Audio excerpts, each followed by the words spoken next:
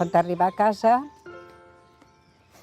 va veure que la camisa portava la pell, la sang i la carn de les baralles que li havien pegat a l'esquena.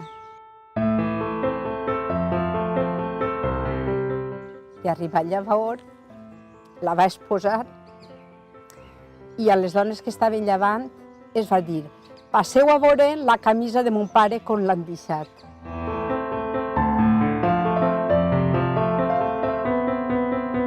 Que era una pressa tremenda per llevar-se del mig a totes les persones que pensaven, a totes les persones que tenien idees.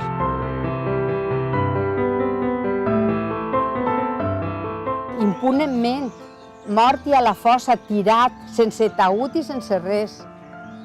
Així deixaven a les famílies de destrossades.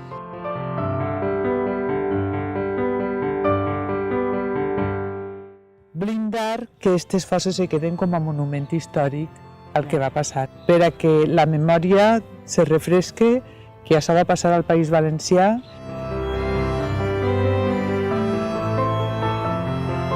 Però seguim lluitant i no pararem.